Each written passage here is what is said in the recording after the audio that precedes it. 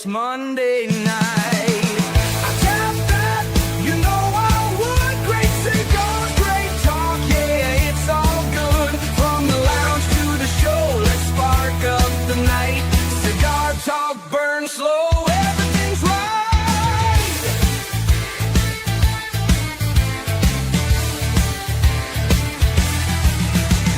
Legends and makers, they stop on by, sharing the secrets, the craft, the why. From the rollers to the blenders, they tell their tales. Pair it up with spirits, let the smoothness sail. Wrapper, binder, alright. Flavor notes hit just right. Retro hail, take it slow. Only I tap that cigar show. I tap that, you know I would. Great cigars, great talk, yeah, it's all good. From the lounge to the show, let's spark up the night. Cigar talk, burn slow, everything's right.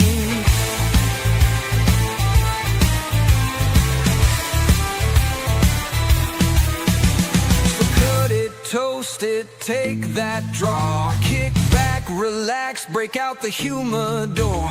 If you love cigars, well now you know. It's the I Tap That Cigar Show.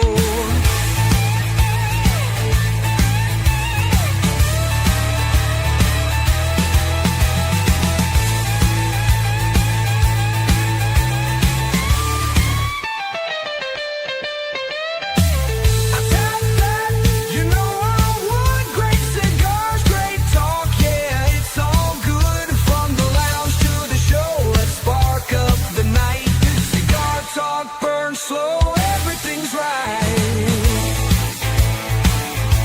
So cut it, toast it, take that draw. Kick back, relax, break out the humidor.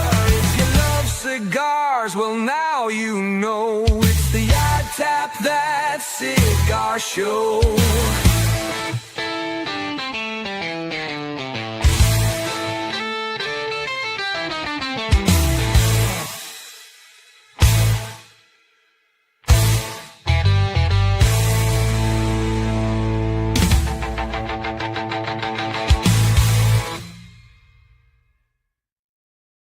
What is going on, everybody? Welcome to a very special Wednesday night I Tap That Cigar Show. I'm your host, Kevin from Cigar Prop, and I'm coming to you live from the sunny Gulf Coast of Florida here in the J.C. Newman Black Diamond Crown Studios. Joining me, as always, my co-host, Kerr Viajante of Stogie Road Cigars, and joining us as co-host, Ryan Miller of the Rocky Mountain Cigar Show. How's it going, guys? Going great, Kev. Kerr, thank you for having me. Oh, you're very, very welcome. Good to see you again, man. Yeah, things are going well. Always. Finally stopped raining.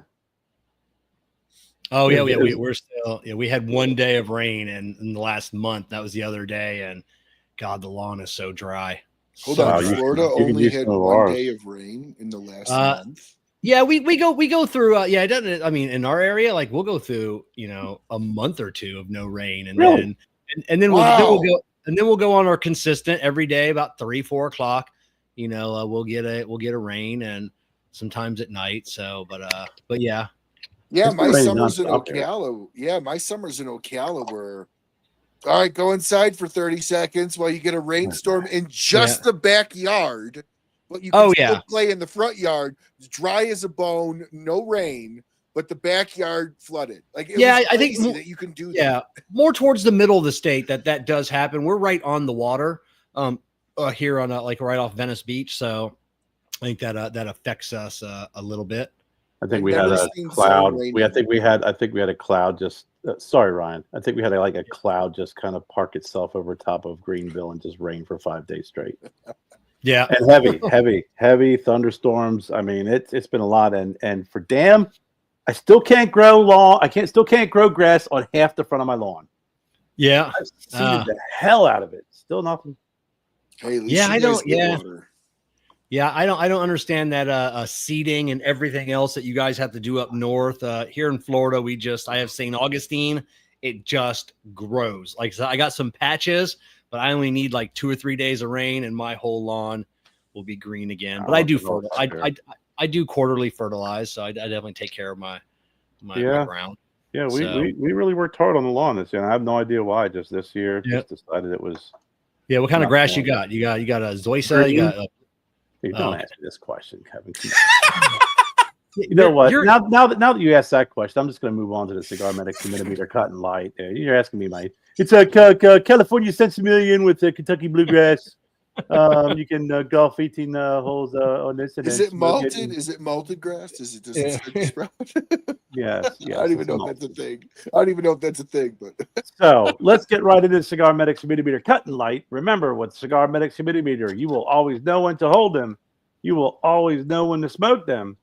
I will start with you, Ryan. What are you smoking this evening, and where is your CigarMedics humidimeter telling you your number? So I have the Kev, correct me if I'm wrong, the TGS Brick House release was 2 years ago, right? The Dragonfire. I think it was 2 years. Positive it was 2 years ago. So I still have, I think, 5 of these things left. I found in the back of my humidor. I love having a lot of. I like the problem of having cigars that you just lose other ones with, because it makes you discover these older ones. And I am sitting right on the shag foot. It says 40%, but I'm going to go with it's been out for a little bit. So that shaggy foot, the tobacco really isn't that tight. Correct. And then I've got 60% because I can barely get. Actually, I should. I got the new CigarMedics Pro, which has the tighter prongs, because I'm smoking the Julius Caesar Troublemaker, so it's got a little bit. Troublemaker. There we go, 62%. So I like this one. I like it because it's almost like a perfecto, but it doesn't have that dumb like tip. Like I don't know what are they? I forget what they call it. Hemingway tip, where you got to light it and you got to stoke it for like 3 or 4 minutes to get it to expand, and it's just a pain in the butt. So this is almost like a perfecto, but it doesn't have that tip on there so you can actually just light the cigar and smoke it right away. The almost perfecto at 62%. You said 62, right, Kev? Yeah. I'm smoking a Diamond Crown. I'm right at on both ends at right at a solid 64%. Right on. And which Diamond Crown are you smoking? Oh, right on. So, yep, sitting at a healthy 64%. So, on both ends as well. So, all right, Tracy is smoking a Diamond Crown, and correcto, we're on the Gulf of America coast. I'm still still trying to get used to. I'm not on the coast of Gulf of Mexico. I'm on the Gulf of America. Okay. So, can I say something about that really quickly, if I may? No. All right. Here's my whole thing with the Gulf of America thing. He's not saying the Gulf of USA, the Gulf of United States. There's 3 Americas, a north, a central, and a south. It's literally the Gulf of America. So no one country actually takes ownership over the title. And I don't think if he really wanted it to be the Gulf of USA, he could have done that.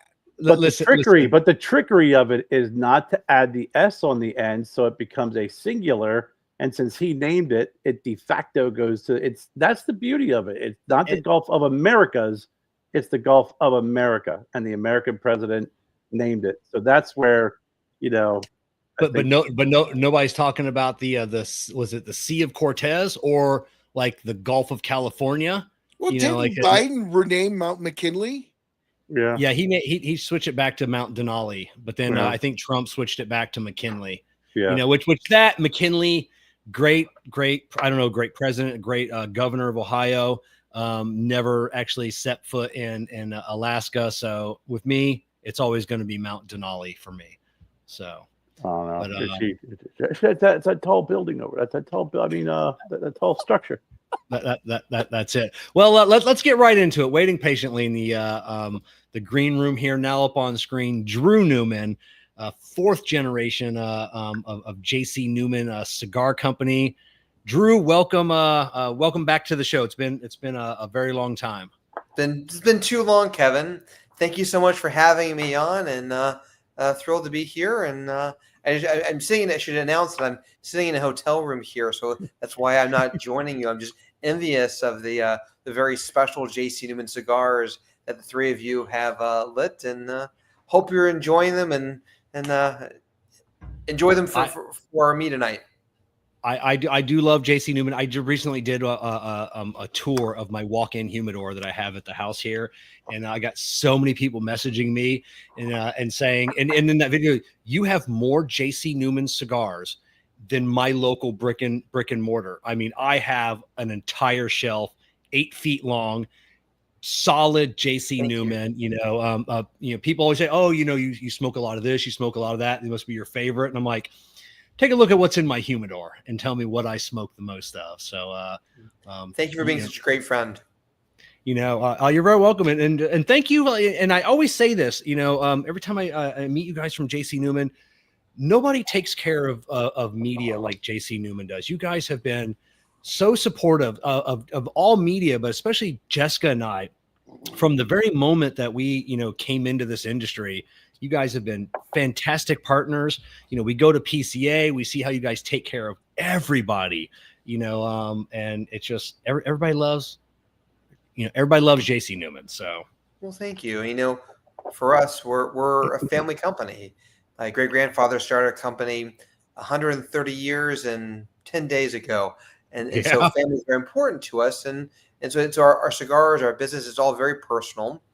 And we are grateful to you, Kevin and Jessica and Kerr and Ryan and all the cigar media for sharing this story, not only of our 4-generation family business, but sharing the story of the cigar industry overall. It's really important, and the voice that each of you individually and all of you collectively provide to the industry is very important. And I'm grateful that we can help encourage and support and show our appreciation for that. And I also appreciate the kind words too about our team. I'll be sure to share it with Sydney and Amanda and Kara and even Adria too, who you might remember from a few years ago. I still remember she's such a sweetheart, always so generous, she always made sure that El Reloj, which is the J.C. Newman factory in historic Ybor City, was our home.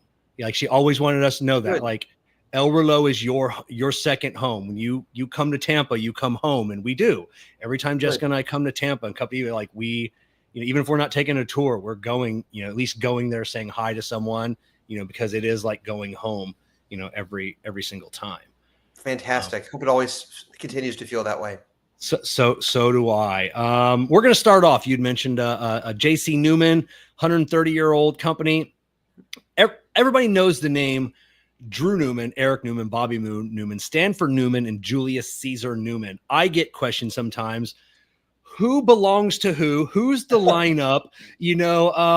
So starting with yourself, give us the rundown of the family so we know who is who's related to, how many generations. Sure. Let me flip that in reverse for a second. So it was my great-grandfather, Julius Caesar Newman, who founded the J.C. Newman Cigar Company on May 5th, 1895, which is why we just celebrated our 130th anniversary. And my great-grandfather, J.C. Newman, had 4 children. His oldest son was my grandfather, Stanford Newman, who was one of the original inductees into Cigar Aficionado's Cigar Hall of Fame and worked in the cigar industry for 72, 73 years. Pretty incredible. And my grandfather, Stanford, passed our business down to my father, Eric Newman, and my uncle, Bobby Newman, who've worked in the cigar industry for a combined 100 years, which is also pretty remarkable. And they're not slowing down one bit. And they're in the process of passing the business down to my cousins and me. And we are the 4th generation. I'm the oldest member of our 4th generation. And our one and only goal is to continue rolling cigars by hand the same way that my great-grandfather did 100 years ago, and we do that today, and want to continue doing it for another 4 generations and 130 years. So, can you tell the story of why Caesar is misspelled on all the? I get that. I mean, Kerr in our group chat, I think his wife Jen had just asked that a couple of months ago. Like, why is this misspelled? Well, in one sense, it's misspelled, but actually it's spelled correctly. But it's a great story, and I'm glad you picked up on that. So my great-grandfather, J.C. Newman, lived the American dream. He came to America in 1888 at the age of 13, spent 6 weeks at sea in search of a better life, just like so many others. His family, my family, originated from Austria-Hungary, and when they came to America, it was before Ellis Island had opened, so they entered through the port of Baltimore. And just like today, going through immigration and customs, you have to have your forms and identify who you are, and the agents process it. And my great-grandfather had his form with his name on it, but there were 3 fields. There were his first name, middle name, and last name, and he didn't have a middle name. He just had his first and last name. And as he was being interviewed by the immigration officer said, "Well, I've got to put something here, and if your first name is Julius, I'm going to give you the middle name Caesar," probably because he was bored and wanted to have some fun. And my great-grandfather didn't speak English, so he couldn't really respond. But apparently the immigration officer wasn't as educated as we would have hoped for. And so when he wrote down Caesar on my great-grandfather's immigration form in 1888, he misspelled it.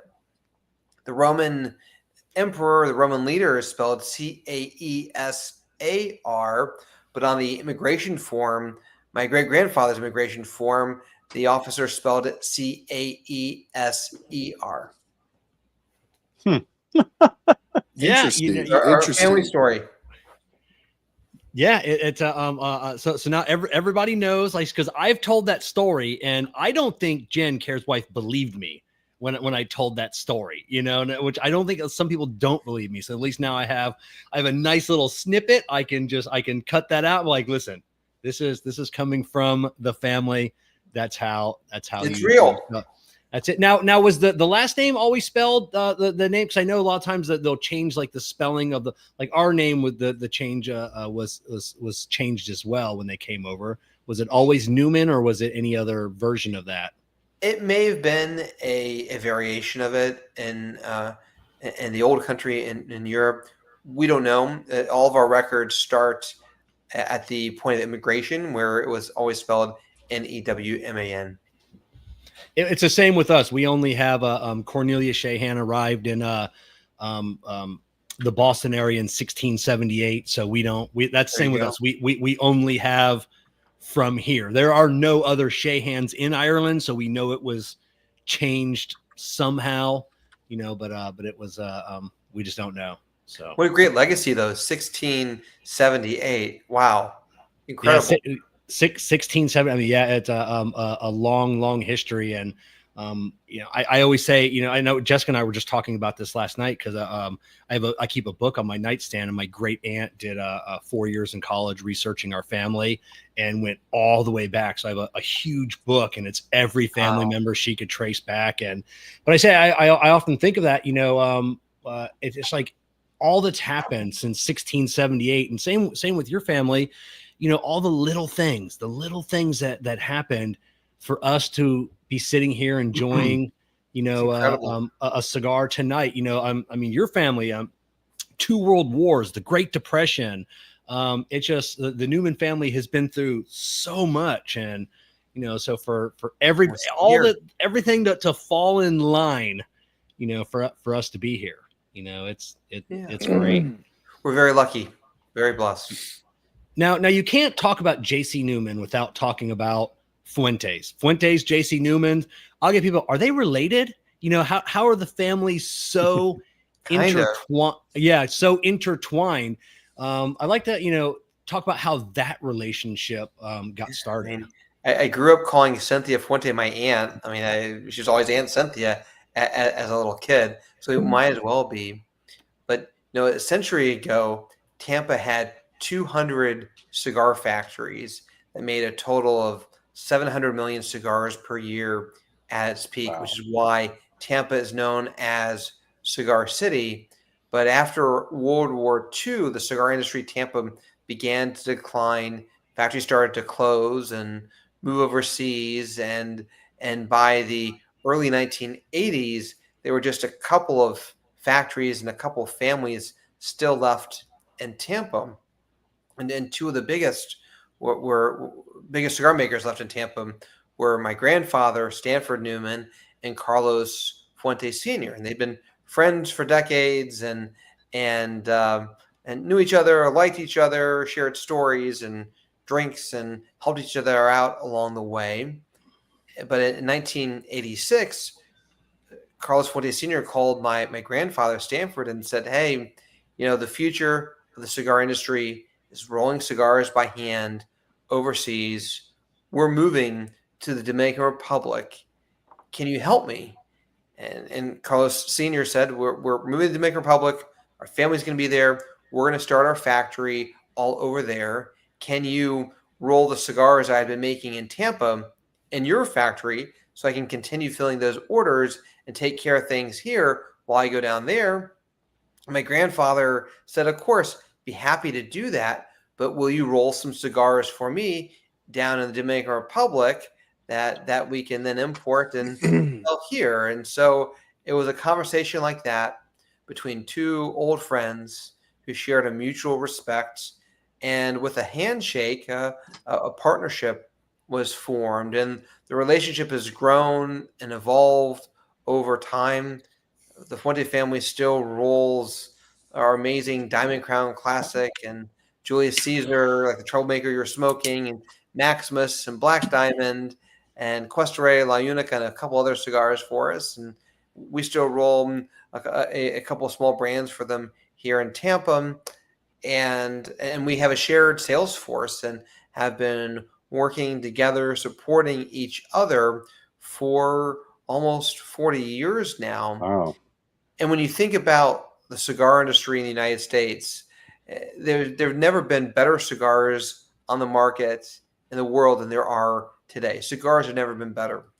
But when you walk into a typical humidor and think of the industry and see all the great cigars that line the walls, what separates the Fuente Newman families is that we are the two oldest families, the 200-plus-year-old, four-generation family businesses that have been rolling cigars continuously the same way for more than a century. And so it makes sense that our families work together so closely just because we're of a similar kind of generations long ago.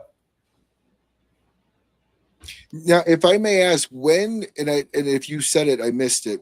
When did the sales aspect of Fuente get brought into J.C. Newman?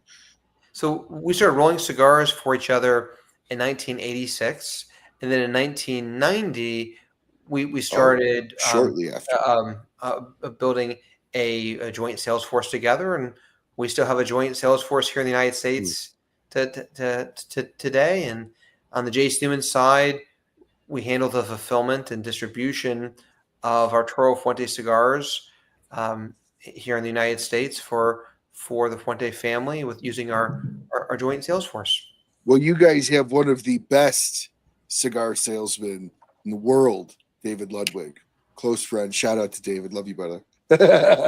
David's been with us really long time, 1998. Before he officially joined our company, he worked at the Cuesta Rey Cigar Bar in Tropicana Field, home of the Tampa Bay Rays, when the team opened, and sold our cigars at retail there. And he was such a good storyteller and so passionate and dedicated that he joined us full time and now travels all over the country sharing our stories. And is consistently your top salesman and one of the top salesmen in the industry. He just year. doesn't stop. But No. Our sales team, we're very lucky, and not only just our sales team, our company as a whole, we have very low turnover. We're a family business. We operate like a family. We try to be very supportive, and we have very low turnover. And so Dave's been with us. I think he moved over from the cigar bar to full time in 2002, maybe. So more than 20 years. But when people join our company, we tell them that we hope it's their last job, because we hope that they enjoy it.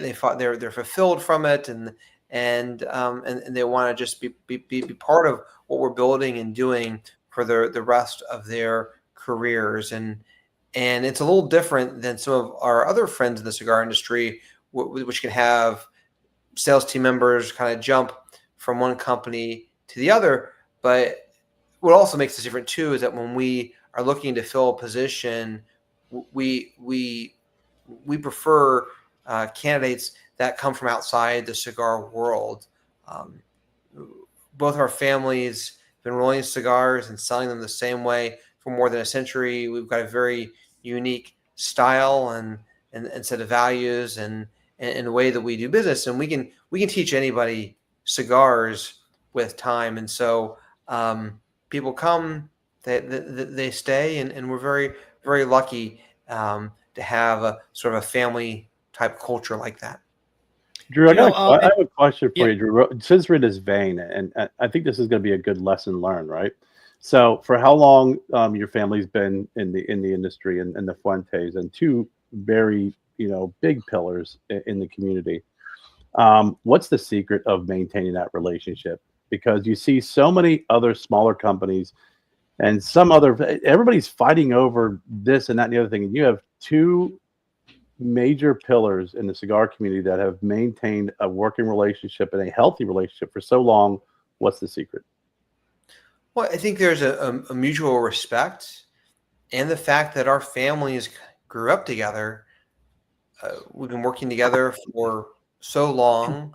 We're both two old Tampa companies that remember the industry. I don't personally, but my father, Uncle Carlito, Cynthia remember what the country was like in the 60s and the 70s and the 80s and how it's changed. And I think the secret is there's just a depth in the relationship and just a shared understanding and respect for the tradition and the history and the culture of our industry that you really can't replicate. You're the Hollywood couple that's lasted, right? You're the non-divorcee power couple. They're the Kurt Russell and Goldie Hawn. Yeah, I was gonna say Sam Elliott and his wife too. Mrs. Elliott. Yeah. She was in Conager, the whatever. But yes, I mean, so oftentimes the greatest rock bands even break up, and these are like best friends that grew up together since the age of 10. So that is a hell of an accomplishment to be able to say you guys have had a 40+ year relationship with. I'm not saying there's not been any, discrepancies or alternating views going back and forth, but the relationship is very solid. And there's a lot in the cigar industry that isn't as solid. I think we have a shared set of values and a shared commitment to quality. And we're all hands-on and very involved and are committed to rolling the best cigars possible. And when you look at our portfolio of products, the Arturo Fuente side, the J.C. Newman side, I feel like they complement each other very well. Our brands have distinct characters and stories and packaging, but when you put them together, they kind of fit very nicely as a puzzle. And I think that's also helps it work so well. Well, deep down inside too, it also helps that you look at Fuente as kind of an extension of J.C. Newman and kind of like an adopted family member brand, and Fuente looks at J.C. Newman as the same way. So you guys both have similar interests for the sake for each company to be incredibly successful. You didn't bring in a company that was looking out just for themselves. You brought in a company to grow both with, right? Would you say it's fair? Yeah, when you visit Tabacalera Toro Fuente in the Dominican Republic and you see these incredible artisans hand roll cigars, the rollers don't know the brands they're rolling, really. Most of them don't. They know they're rolling a certain Vitola and know the blend and the size and how it should be rolled. What that means is the rollers who are working in these beautiful galleries in this finest cigar factory in the world are rolling Diamond Crown cigars next to Don Carlos cigars. And all of them are just committed to rolling the best cigars possible. And in our factory in Tampa, where we handle the logistics of shipping our Toro Fuente and J.C. Newman cigars together, the team in the warehouse and the packing and the shipping department, they have this shared respect for all the cigars. They don't see one or the other. They just see it all together, and I think that's important. It's not ours or theirs. All of this is ours, and there's a commitment to doing the best job possible at the rolling level, at the distribution level, at the sales team level, and I think that really helps make it work so well. Kerr, he asked what the secret to the relationship was, and I want to go back to your employees for a second and ask like what the secret. And just in case anybody's wondering, J.C. Newman is hiring an accountant, content media specialist, and an electrician. Just in case anybody is in the Tampa area and they would like to apply. But I'd like to know what the secret is to not only holding on to people so long. Like, we're all in the cigar industry. We're all on the media side of it. When someone leaves a cigar company, sometimes we hear the dirt, like what goes on that doesn't happen with J.C. Newman. Like, you see people that are like, they had to go on and do other things. 10 years later, like, they're still talking about such the amazing time they had working at J.C. Newman. Everybody in the family, the company was just the best job they ever had.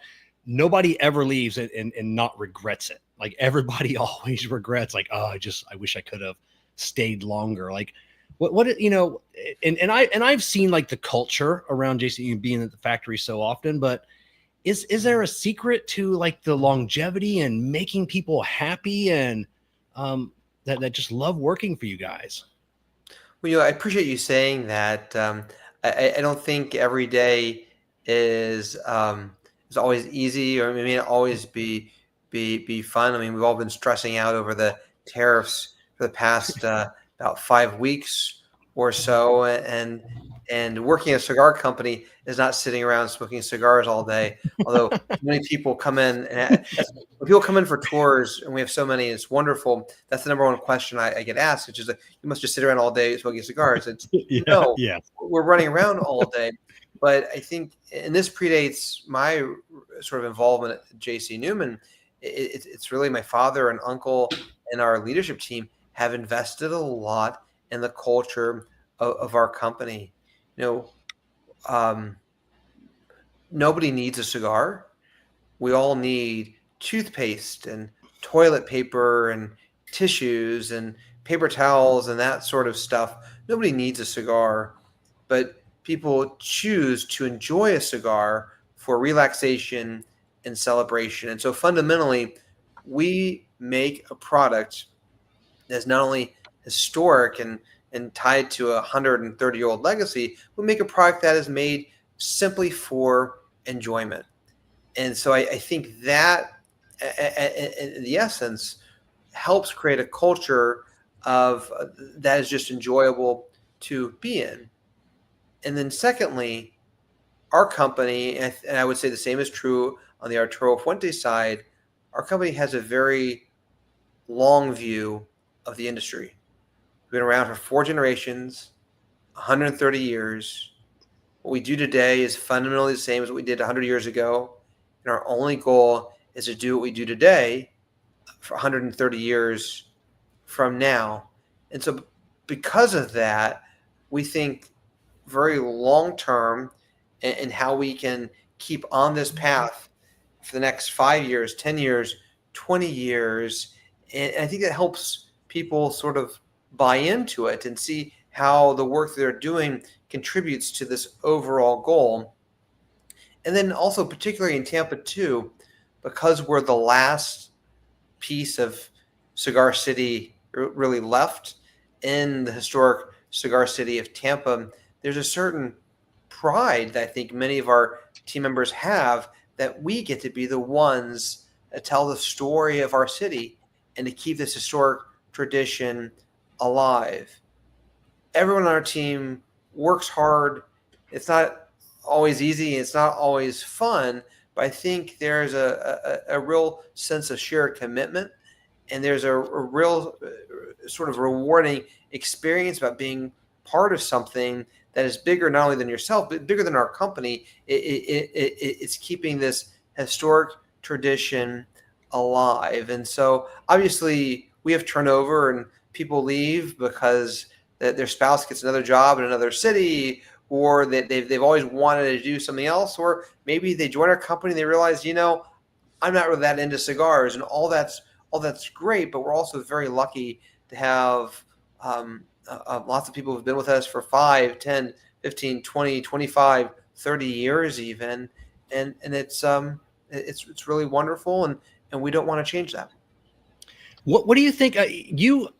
I saw that the photo that you posted for like International Women's Day, and I think 99% of your staff, it seems like, are women. Just all these amazing women that posed out in front of El Reloj, and that's something that I don't see in any other cigar, except on the rollers. You go into the factories, it's predominantly women, but on the business side, the corporate side, you probably have 10 times, if not more, the amount of females. What do you think draws females in or women into J.C. Newman? That's a great question.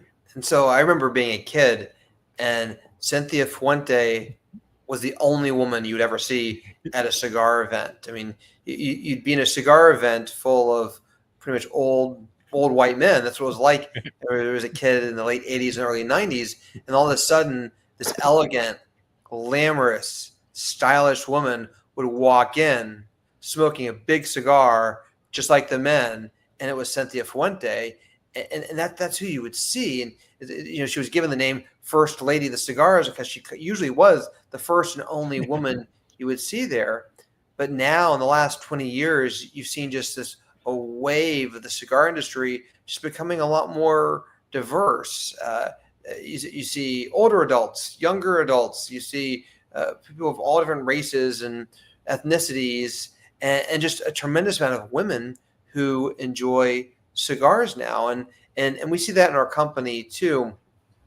Our historic El Reloj factory in Tampa, our general manager is Amy Cooks, a woman who started working on our payroll team 27 years ago and rose up through the ranks, and now she runs the whole factory. On the administrative side, Shira Martin, our CFO, has been just celebrated her 25th anniversary with us last week, and she runs our financial and administrative teams, and certainly on our marketing side, Kerr and Sydney and Amanda and Adria, and these are highly competent, hardworking women who love cigars. And I guess in our mind, we don't really see a gender difference between men and women, because women have become such an important part of the cigar industry today in the way you just didn't really see 30, 40 years ago. That's true. Oh, very, very true. And Cynthia is still, an icon, just such an icon, a classy woman. You see her, and it's just always so elegant, and she, smoking a cigar, and just so kind and gracious. So and genuine, such a genuine human being. She's a wonderful human being and just a wonderful sort of matriarch of the cigar industry, the first lady in the cigar industry. And but look how, I mean, really with her as one of the real trendsetters, look how the industry has just become full of women like Jessica, people who love cigars and smoke cigars and want to be and who we think of as equals, just like the men enjoy cigars too. How wonderful is that? And I'm sure it's only going to continue. Oh yeah, and Jessica, the brand ambassador for the Perla Del Mar. She smokes more of those than I believe any human alive. And thank you, Jessica. Just let us know. You know, it's when she was with Corona Cigar, you know, she's with Smoke Inn now, you know, when she managed up there at the Sarasota store, and I'd go in and I loved, you know, when guys would come up, like her regulars, she'd introduce me and like, oh my God, you know, we love Jessica and she's taught us so much about cigars. And then it was always, she's got me hooked on Perla Del Mars. You know, I used to come in and I would get, you know, which probably Jeff doesn't want to hear, you know, but I'd come in, I'd smoke my Atabay, I'd smoke my Byron, you know, I'd smoke this. And then she would always go, have you had a Perla Del Mar? You know, and they'd always say, it only took one.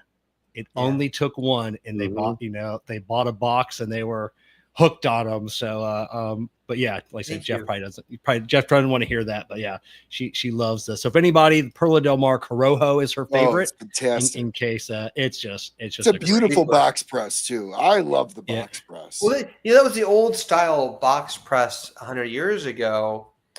And you guys know this, you guys know why box presses became a thing. Like 100 years ago. I don't know if I've ever heard a story of why it became a thing. It has to do with the smoking on a ship. No, it just makes cigars look a little nicer. Ah. So cigars have never been better, and tobacco has never been better. But 100 years ago, you didn't really have the variety and certainly not the quality of tobacco that you have today. And like wrappers are prized because most varietals you can get very clean and silky and oily and look beautiful. But what box press does, and it's the old Tampa style press, is if you just give it a little press, it actually stretches out the wrapper a little more and just makes it a little cleaner, and it can hide some of the sort of imperfections in the leaf itself. And so now we like box presses because it's a great style. It feels good in your mouth. But 100 years ago, cigars were given a little press just to kind of hide some of the blemishes. But so box press was originally a way of churching up the cigar a little bit. Yeah. And every cigar was pressed. Yeah, every cigar had a press on it, and it was just a little touch just to kind of clean it up. See, someone told me, I heard somewhere it had to do with smoking cigars on a ship, and the box press won't roll off the table. So. That works too. That seemed to make sense. I didn't know if I believed it 100%, but you know, definitely seemed to make sense. Oh, we got Tony here is going to be at the factory for a tour next Friday. Right on. You're going to have an absolute blast. Make sure you hit up the gift shop that you got. They got some cigars you can't get anywhere else but at the factory. So be the envy of your friends when you come back home and you have some special cigars from the factory. Tony, I'm so glad you can visit our historic El Reloj factory next Friday. I saw the note there that you weren't able to book a cigar rolling class while online. Those are a little more limited because it's a hands-on experience. But what I would say is when you visit on Friday, just mention it to the team. Maybe there'll be a cancellation, or maybe they can squeeze in. I'm not in Tampa right now. I don't have access to see who's registered or what the capacity is. But we try to do everything we can to accommodate our visitors and ensure that people have a great experience. So please just mention it to our team, and we'll try to help. So the one thing I've been mentioning to the team, from Adria to Sydney to everybody for the last 5 years, is I need a live camera on the machine assisted, like the machine that I want to watch that at work. It's the sound. It's the seeing it. It's if you had that on a live YouTube That's stream, a great idea. Just a couple different camera angles on one machine. I was just looking at least once a month. I go in my little J.C. Newman folder on my computer and I just watch the machine. And sometimes it's just thinking, through an issue or a problem, and it's just like of that sound and watching everything. And it's just I don't know what it does to me. Maybe it's the ASMR thing, but it relaxes me. It helps me focus. So that's always been my a lie. How many people would tune in? Like just, I bet worldwide, give it a month. I bet thousands of people every single day would just tune in to watch that machine. I think that's a great idea. Cigar ASMR, absolutely. Yeah. I mean, we all watch how it's made. We all love that show. Literally, everybody that even said they didn't watch it watched that show. Okay, so like, I think that's a great idea. I would watch if you did it for like a couple of days a month, like not like a running 24-hour stream, but I think that'd be a lot of fun. Yeah. So Kevin, just to kind of add some more details to your viewers. So in our iconic El Reloj Cigar Factory in Tampa, we roll cigars two traditional ways. On the third floor, we roll them entirely by hand, which is how my great-grandfather started when he founded our company in 1895. And then during the Great Depression, my great-grandfather bought these hand-operated cigar machines that are now almost 100 years old, and we still use today and lovingly maintain and care for them. And they're on our second floor. And those are the two traditional ways that cigars have been rolled in Tampa. And those hand-operated cigar machines are antiques. They have 10,000 pieces each. It's really just an incredible. It's just incredible how they're made and they still work today. Yeah, absolutely. I love them. I love the banding machine on the other part of the factory, the cellophane machine. Just all of that is for me just mind boggling. I love watching it. Let's back up a little bit. I know you're talking about you said you were too old to remember or too young to remember some things. But I mean, when you came into this industry, I mean, everybody in the industry everybody has a Drew Newman story. Everybody loves, of watching you grow up. You're always around everybody. Drew is just always around everywhere. Your dad and your uncle always tell the story. You created the very first cigar website or the cigar blog. Did you always know, that you were going to be, in the family doing something? What made you go into like law instead of just going right into the factory? Money saving. Yeah. Maybe. So we're a family business. Yeah. And so from my very earliest days when I could walk, I used to spend a lot of time at the factory. And my mom was a public school teacher, and when she had her like teacher training days or workshops and school was out, I would just go to the factory and hang out there with my father and uncle and grandfather.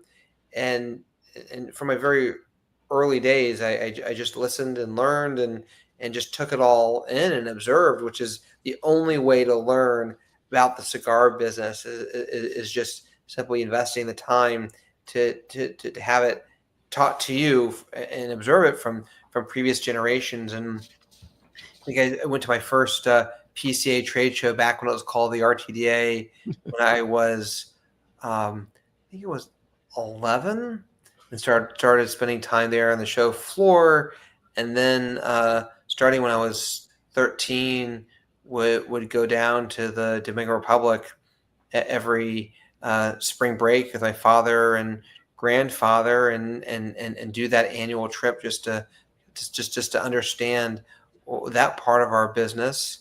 And then when I was 15, I created CigarFamily.com, which was really the first online cigar manufacturers community, and it was just an incredible place. It's where Pete Johnson and Dion from Illusione and so many others, and Steve Sacco was an active member back in the late 90s. It's so many people who've had tremendous careers in the cigar industry were active participants with me when I was a teenager on our website. And so cigars in our company have always been a part of me. But I was also told at a very young age that I should follow my own passions and chart my own course in life. And if it's cigars, great. If it's something else, that's great too. But I never felt any pressure whatsoever to join our company. And even though I had worked part-time for the company starting from the cigarfamily.com days in the late 90s, all the way until when I joined full-time in 2017, 20 years later, I had a lot of other experiences too. After college, I went to law school. I worked for the government in Washington, D.C. for a while.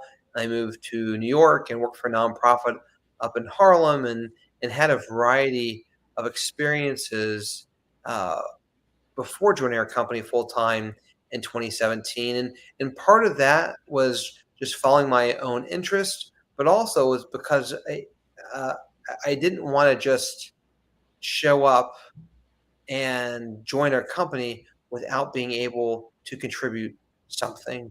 And as the first and only member of our family to go to law school, that's something I can bring to our table, bring to the table, and my experience working in government and outside of our company has given me more experience and the ability to help steer our 4-generation family business as we continue on our second century. And so I was always supported by my family and encouraged to do other things. And I feel like that's helped me as I am helping to lead our company now. When did the FDA ruling about the boxes come into play? So the FDA, so Congress passed the Tobacco Control Act in 2009, and then it was in 2014 that FDA decided to begin the process of regulating premium cigars and really all cigars. And so it started in 2014 and then really continued in earnest in 2016 when the deeming rule came out, and ever since then. But FDA has been a recent challenge in the last 11 years or so, but it's just one of sort of countless others that we've encountered in the last 130 years. So with you joining in 17, did the deeming rule kind of push you into the business as kind of like I got to fight for what's my family's business? Did that kind of come into play with, I'm going to go back and fight this for the family? Does that make sense? Really. I'd already been working on FDA issues since 2014, since it became since FDA started to look at cigars. And so I was working on it just part-time and nights and weekends. And so I was well versed in it, and I could have continued doing it that way. But certainly having a background as a lawyer and also being a cigar maker has been really invaluable. There's realistically, there's probably eight lawyers or so that actually understand how cigars are made, and that means also 8 cigar makers who actually understand like the legal nuances in our issues. So it's a very small little world of us who can speak both cigars and the law, and it's been very helpful having that background, and particularly in the past few years. Yeah, I mean, you got there are others. I mean, you, Rocky Patel, was it which one of the Padrones that was that worked for that was in the House? Wasn't it in the Florida State House or Senate? So you're thinking of Jose Oliva? Jose Oliva, not a Padrone. Yeah. the Speaker of the Florida House Yeah. a decade ago. Yeah, he still helps on the Oliva side, but it's more of less on the traditional sort of premium side, and more of the bigger companies. Like there's in-house counsel at General Cigar and at Drew Estate, and also like EPC, the Casa Curio now. There are a few of us who can kind of speak in both worlds, but unfortunately, the law has become a bigger part of our business than anyone would have liked. Now, one thing I've always wondered about you is, are you a litigator, or are you like in your role as in-house counsel? I do a lot of consulting for businesses, and a lot of times in-house counsel will hire an outside firm to do the representation in court, and sometimes in-house counsel will sit second or third seat. How much do you do for the legal side of J.C. Newman, and are you the litigator as well as the in-house? Does that question make sense? Yeah, of course. So fortunately, and I hope this doesn't change, we don't really litigate. Period. We've no reason to. But if you had to go to court, you would represent J.C. Newman. Most likely not. Okay. I would engage specialized litigation counsel to Okay. handle it, depending upon what type of matter it is, whether it's contract or employment or regulatory or trademark. And I work with outside counsel, depending upon the specialty, who handle our particular like trademark filings and trademark issues, or just sort of corporate matters as well. That's what most people don't understand about lawyers, is just because you're a lawyer doesn't mean you live in a courtroom. A lot of lawyers don't see the inside of a courtroom. Mm-hmm. So that's what I was wondering, if you've ever gone to DC and presented in like a higher court, or had been a part of anything like that. Not in a court, not at least not after law school.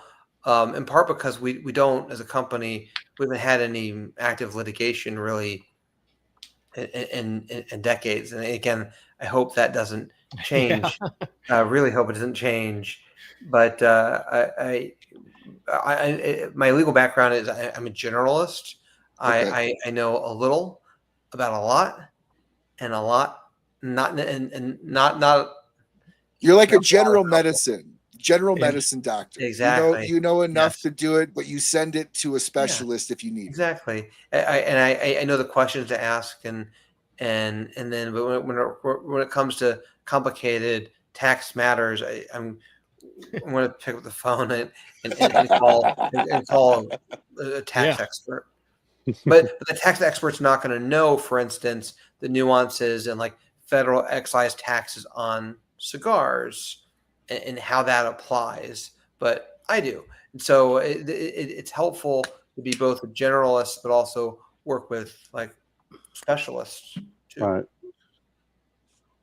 So I'm curious about the taxes on this. This is a question I've been wanting to ask you for a while. Would you guys, I've heard some company, and not saying that you guys would do it, but you guys would classify as having standing to bring a potential tariff case against the U.S. government for costing you more money. Some businesses are looking down that avenue right now. Are the tariffs ever going to be a problem for you guys, where you guys would have to step in and potentially take action against that and fight those tariffs outright? Does that make sense? So I think we, just like probably the rest of the country, were surprised when tariffs were announced last month. It just the scale of them and how broadly they are being applied to imports of pretty much every type. It's a departure from the first Trump administration, where tariffs were used in a more targeted way. I think tariffs have become an issue in our industry just because it's an added cost that's paid to the government. It's not paid to rollers or tobacco growers or cigar manufacturers.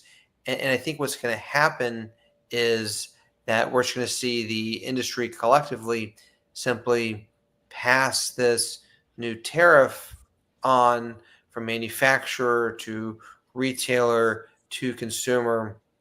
My biggest worry about tariffs initially was when the Nicaraguan tariffs were going to be 18 or 19%, and then the Dominican and Honduran tariffs were going to be 10%. I think that would have created an imbalance in the industry.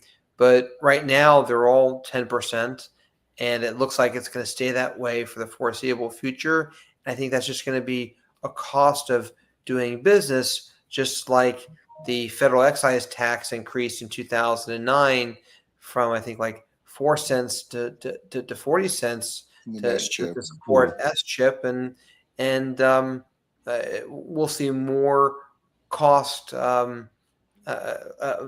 cigars face more cost pressures of different ways in the decades ahead. As far as standing, I mean, we're paying the tariffs as a manufacturer and as an importer. So I think we would have standing to challenge them in court. I'm not sure what grounds we would have to challenge them. And I imagine that because the cigar industry is relatively tiny compared to like the electronics industry, like Apple importing all the iPhones from China with tariffs, I feel like a lawsuit challenging them would likely come from entities that are much larger with deeper pockets that have a lot more to gain or lose as a result. So I don't think the cigar industry is likely to sue over the tariffs. And I haven't really heard of anyone discussing it. It's always been an interesting concept for me. To be able to even have that ability to do that as a company. For those of you that don't understand what standing is, it's the most misunderstood legal term that non-lawyers don't fully get it. If you're not affected by something, you have zero standing to sue. Mm-hmm. So that's what that is. So since they're affected by a tariff, they could effectively bring a suit against a court. But if you're not affected by a tariff, you couldn't. You would have zero standing to do so. Did I explain that right? That's exactly right.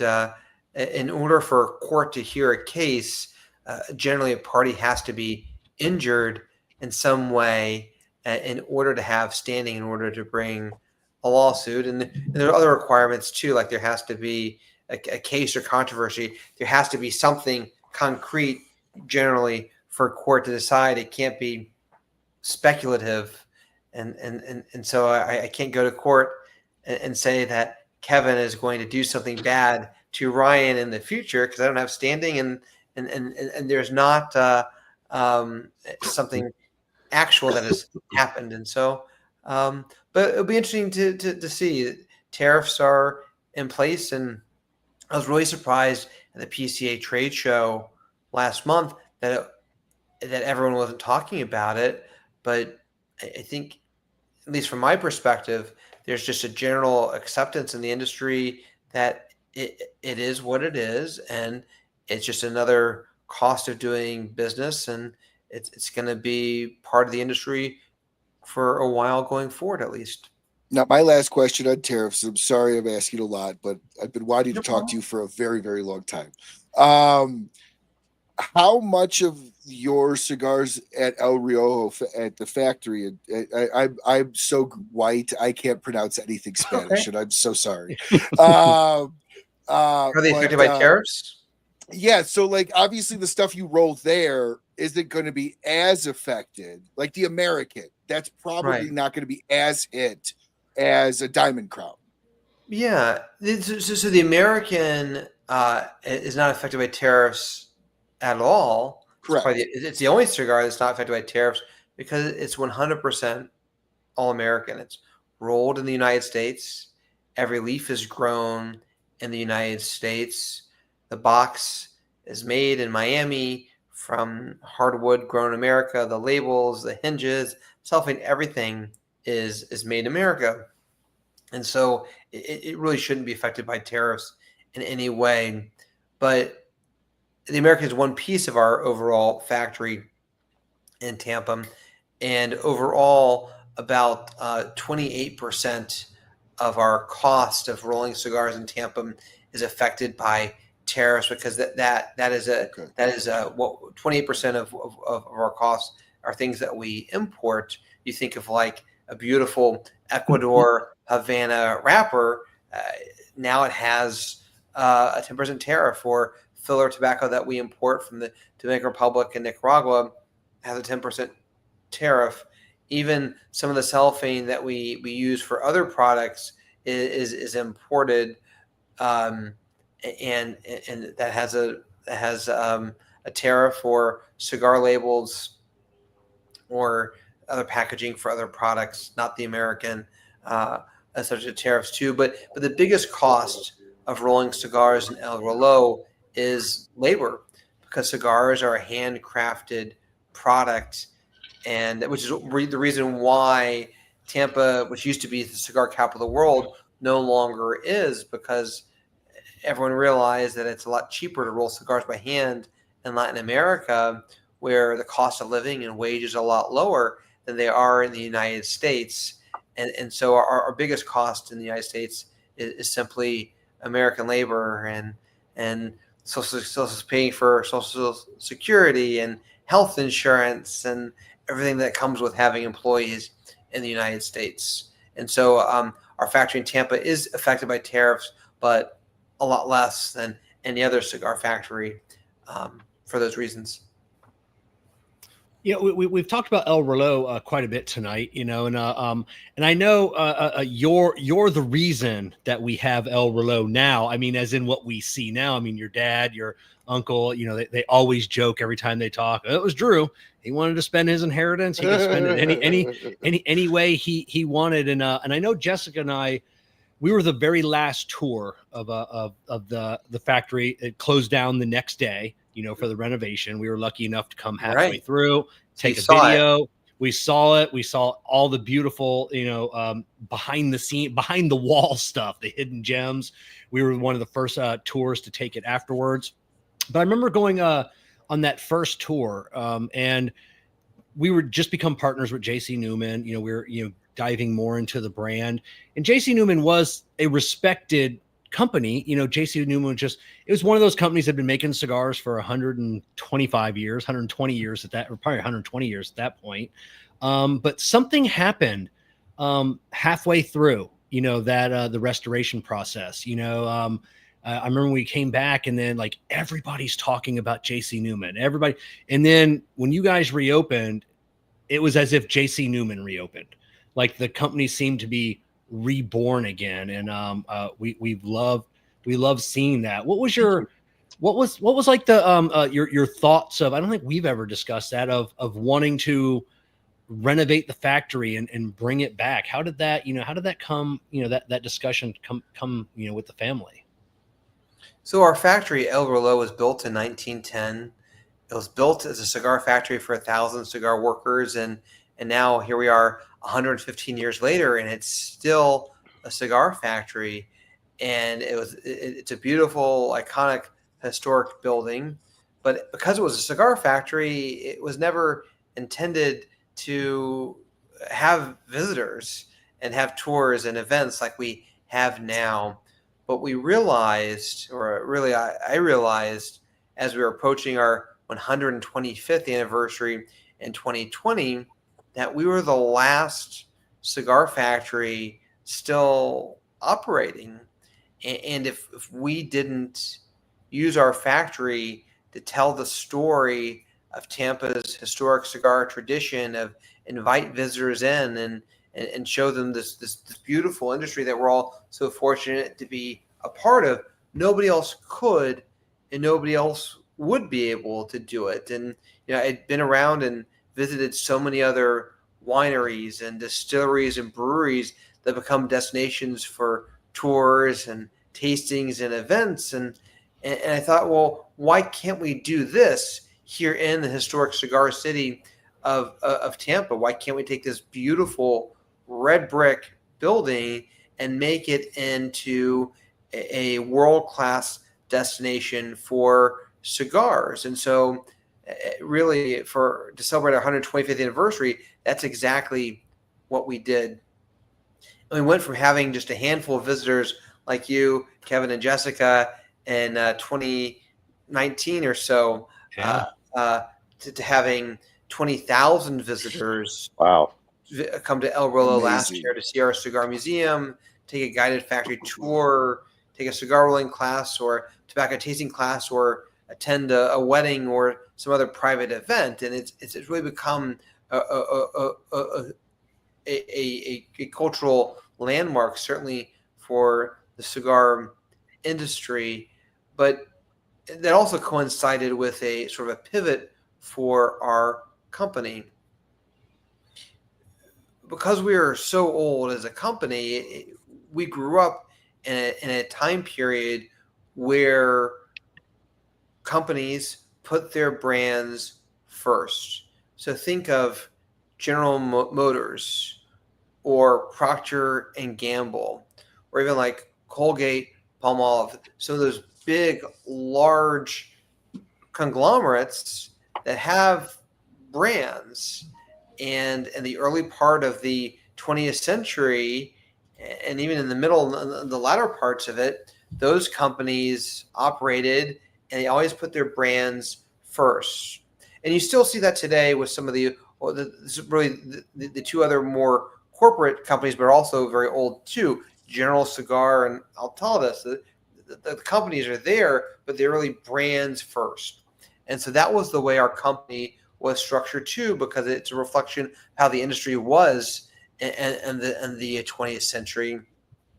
And so we always, before 2020, put our brands first. Diamond Crown, Questre, La Unica, Brickhouse. And people knew those brands, but they didn't really know who made them or what was behind them. And as a result, we were hiding our family's story, which is rich and full of history and character and interesting anecdotes. And we weren't telling our story to you, to cigar consumers, because always our brands front. And really, what really happened, starting with Marvin Shanken creating Cigar Aficionado magazine, is Marvin brought down the wall between manufacturer and consumer. And really starting in the mid-90s and accelerating the decades that followed, there's a real interest between consumers wanting to know who made their cigars, how are they made, where they were made. They want to know the people behind the cigars. It took us until really 2020 to realize that we needed to pivot our company, that we had a rich, authentic, colorful, interesting story too, just like so many of our friends in the cigar industry, and we needed to tell it.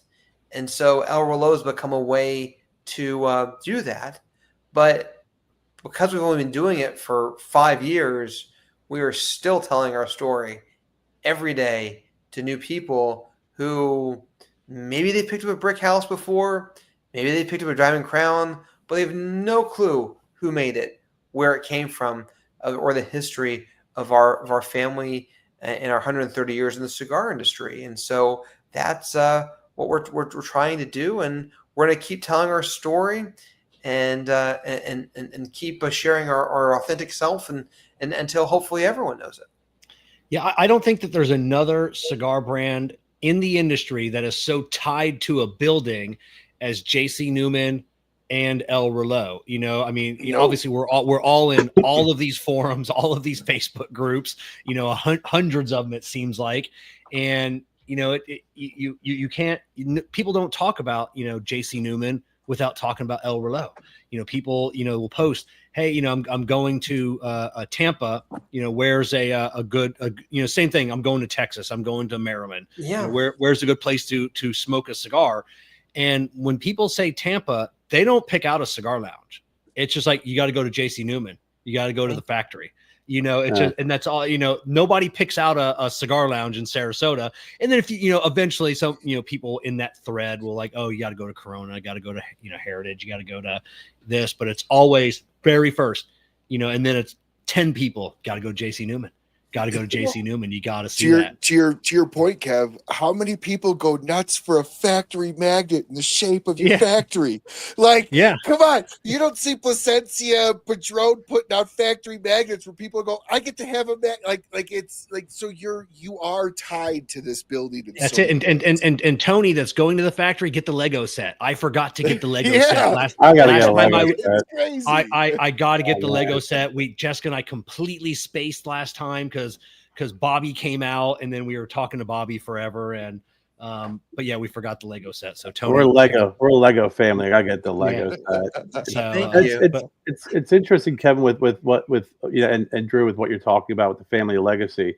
I'm curious on how do you balance preserving that legacy and traditions with your family and the company and the factory, and with staying innovative and competitive in today's market that's ever changing and growing. I think it's an interesting balance and a great question. What I would say is that we are very proud that in this age of technology where we can talk live from great distances, it's amazing technology, that we still hand roll cigars today the same way that my great-grandfather did.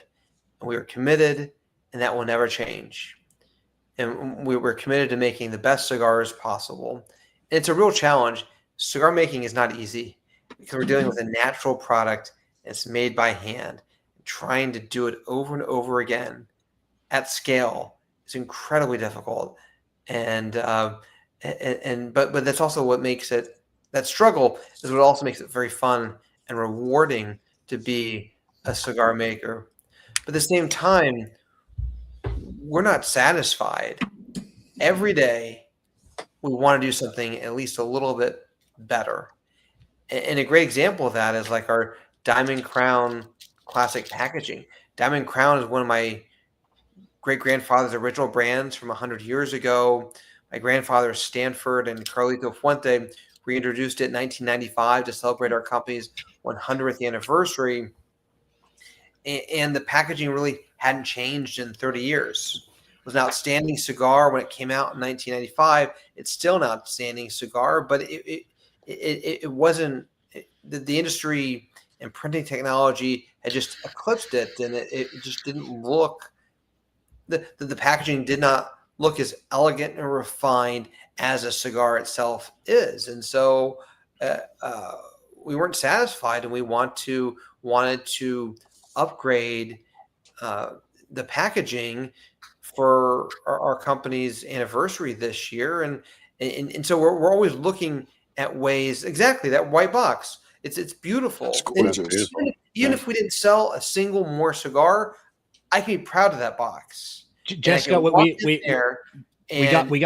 want to interrupt. Jessica and I got this box.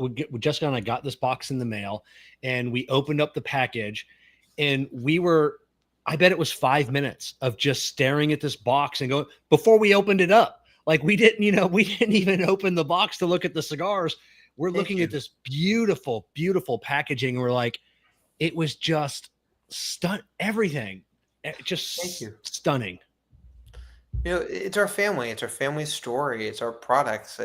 And even if we didn't sell a single more cigar, we want to be proud of what we do. And it's our family name on it. We want to make it better every day. And so I think that the answer to your question is we are committed to keeping this important historic tradition going and telling our authentic story, but we want to do better every day. We want to make better cigars and improve our packaging and tell our story better every day. And so it's a commitment to quality. It's also a commitment to improvement and just not being satisfied. And that's what makes it fun and enjoyable and very rewarding. So do you guys have in your personal humidor some of the really, really old stuff from 50, 60 years ago? Like just keepsakes, old boxes that are unopened. Do you guys have that stuff? We have the world's best collection of old cigars. And if you haven't seen it, you need to come down and visit us in Tampa. And they're not in our personal humidors. They're in the basement of El Reloj in our cigar vault, We have the oldest cigars in the world from 1867. We have some beautiful cigars from 1906. Cigars my great-grandfather rolled in the teens, pre-embargo cigars, post-embargo cigars, Disney World cigars, all sorts of old cigars, and it's great. It's hard to keep old cigars because cigars are a natural product. The leaves degrade. It's very, very fragile. There's no preservative on it, but we have the best collection of old cigars in the world, and it's a highlight on our tour of El Rolo. I was thinking more of it's hard. I was thinking it's more hard to keep old cigars because you just want to smoke them. Not about the Now, Ryan and Kerr, you do know about the shipwreck cigars that El Rolo has in their basement, correct? Yes. So I actually had a fun experience real quick, if I may. And I'm sure a lot of people do this, right? I'm good friends with Bobby. And I love Bobby, by the way. And I'll tell you a story after the show about how much I love your uncle. But anyways, I called Bobby and I was like, hey, I'm in town. You want to grab some lunch or have a cigar? He goes, no, but walk around the factory. And I'm like, what do you mean just walk around the factory? He goes, yeah, just tell the guy at the front that you know me. And I'm like, yeah, how many dozens or hundreds of people say I know Bobby, right? So let me just walk around the factory. I gave the guy the cell phone and Bobby was like, yeah, let him go walk around. So I brought the old cigars up because I wanted, there's no museum for that stuff. And that to me was one of the highlights of walking around the factory, was seeing the shipwreck stuff and the really, really old cigars. But tell the shipwreck cigar story. Sure. So in 1867, California was a new part of the United States, and this is before the Golden Spike, before the Transcontinental Railroad. So how did people and goods and mail and money and everything go between the East Coast and the West Coast? And the way all of that moved was through Panama. And there were a set of steamships that went from Boston to New York, Philadelphia, Washington, all the way down to Panama. And then people, goods, mail, money would cross the Isthmus of Panama on donkeys and later trains. And then they would take another set of steamships from Panama up the West Coast to California and Oregon and Washington. And these ships went back and forth. And that's how you moved around in the 1860s. And one of those ships left Panama in September of 1867 on its way to New York, and it made a port call in Havana on the way. And while the ship was taking on more goods and more people, one of the passengers, a man by the name of John DeMint from Oregon, happened to get off and buy some cigars for the journey north, as one would do today. And so he bought cigars in Havana, brought them back on the ship with him, and the ship set sail on its way to New York. But it was September, which today is hurricane season, and it was hurricane season back in 1867. And as the ship was rounding the coast of South Carolina off of Charleston, it encountered a hurricane, and the storm was so fierce that it sank the ship, and the ship went down with something crazy like 8 tons of gold and porcelain and all these other valuables. And it was a incredible shipwreck, and explorers found it, and they started to bring items they recovered up from it. They focused on the gold first, and then eventually got it.